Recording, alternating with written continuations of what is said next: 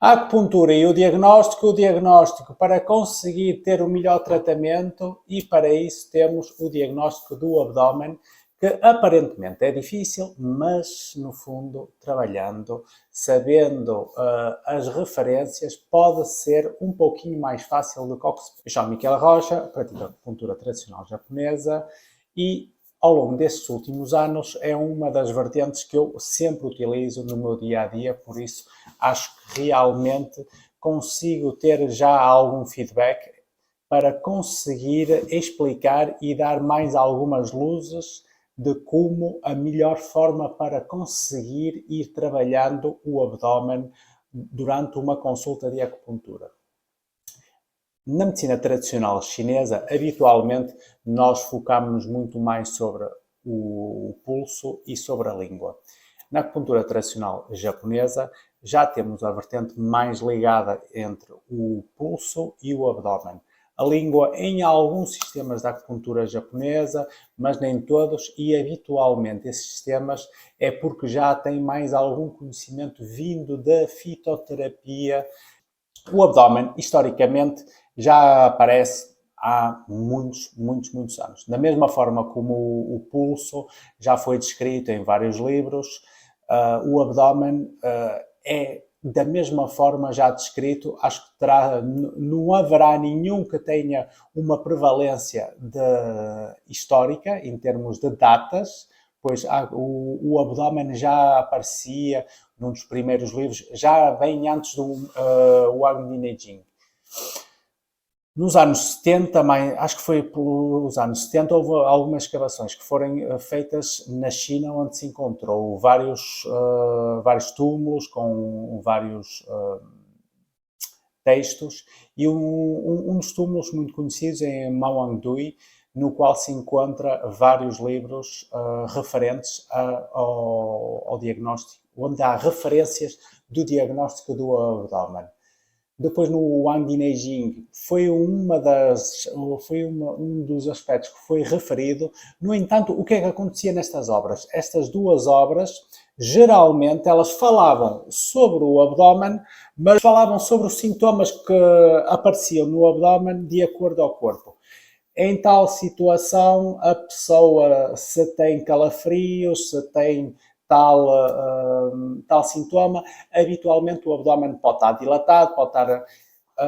portanto, o abdômen era enquadrado dentro de um conjunto de sintomas que o organismo tinha. Não era destacado, não tinha o seu próprio mapa anatómico para conseguir ser diferenciado e para conseguir ser estudado. Coisa que, quando chegou no Nanjing, no capítulo 16, esse aspecto acabou por florescer um pouco, porque acabou por ser um sincretismo e fizeram com que o abdômen tivesse um lugar central, com uma certa individualidade, ganhou um espaço próprio. A partir do capítulo número 16 do Nanjing, foi estabelecido que o abdômen, por ele próprio, tinha diversas zonas onde, quando cada uma dessas zonas fosse alterada por alguma diferença anatómica, e essa zona estaria ligada a um determinado órgão e a um determinado meridiano. Portanto, existe uma posição, por exemplo, a posição superior está ligada à zona do coração, a posição do lado esquerdo do abdômen está ligada ao pulmão, do lado direito do fígado, do centro do baço e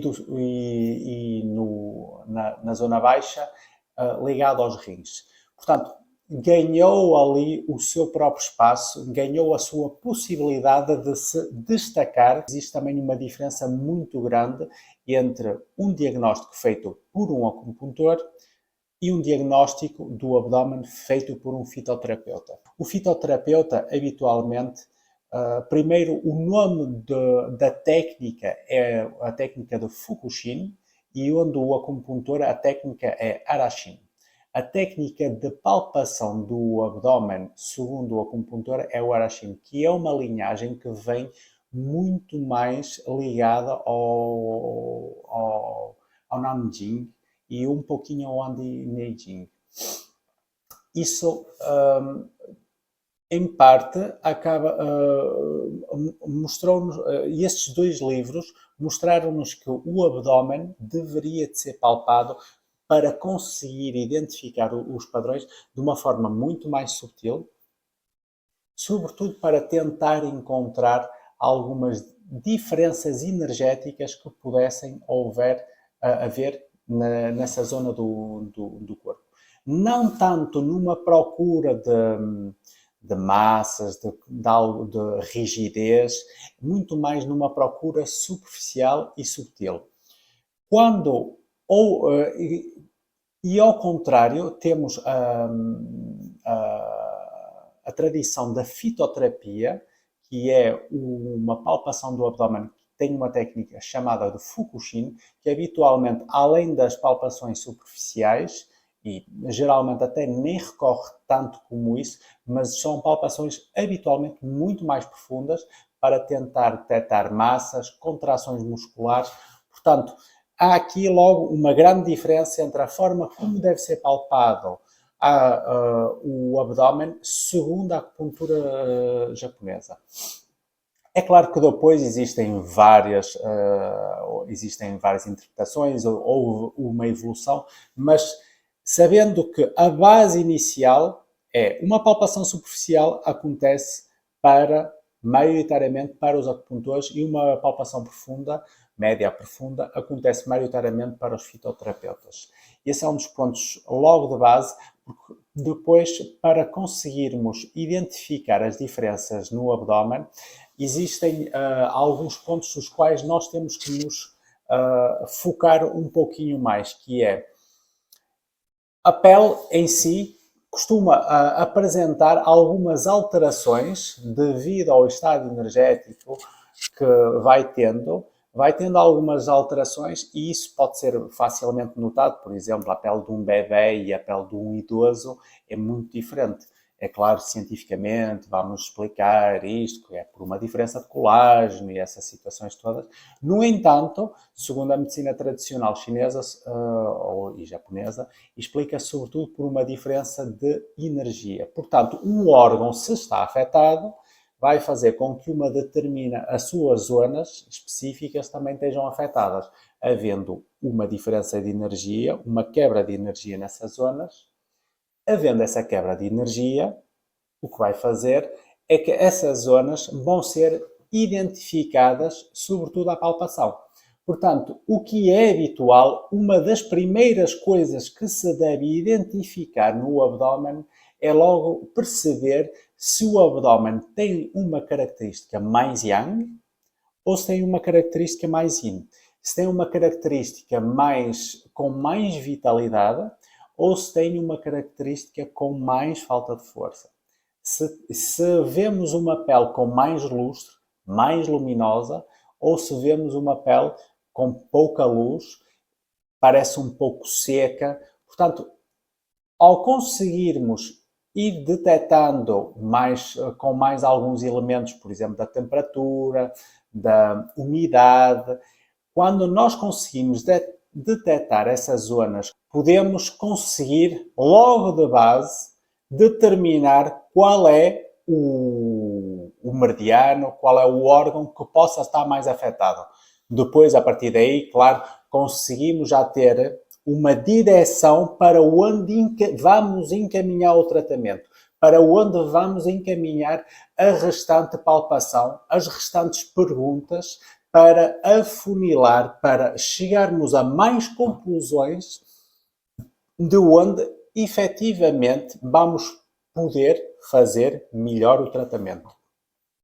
Portanto, por exemplo, dando um exemplo muito claro, se encontrarmos a parte superior ou a parte inferior, vamos dar um exemplo, o paciente chega ao gabinete e queixa-se de muitas dores de costas e nós, além de outras perguntas que podemos fazer, mas fazemos uma palpação abdominal e encontramos a zona de baixo do abdômen mais frio ou com muita mais tensão, mais do que o habitual, podemos logo encaminhar algumas perguntas de acordo ao padrão de rim, por exemplo. E se conseguirmos definir, de facto, com os restantes elementos do diagnóstico que o rim pode estar afetado, vamos depois procurar, dentro do meridiano do rim, logo um dos pontos que pode estar mais indicado e, dependendo da forma de tratamento de cada pessoa, encaminha depois outros pontos adequados para o tratamento. Portanto, o padrão do abdômen não nos dá diretamente um ponto específico, mas o padrão do abdômen dá-nos uma direção de qual o órgão e de qual o meridiano que possa estar afetado. E acaba por permitir-nos fazer um tratamento muito mais assertivo. É esse um dos objetivos principais para então fazer o tratamento de seguida e ter melhores resultados. Se por acaso gostaram do vídeo, espero que sintam-se à vontade para comentar. Espero que utilizem, sobretudo, e alguma dúvida que tenham, estejam à vontade, estarei aqui para responder. E alguma coisa, por favor, façam um like no canal, assim é uma forma de conseguir aumentar e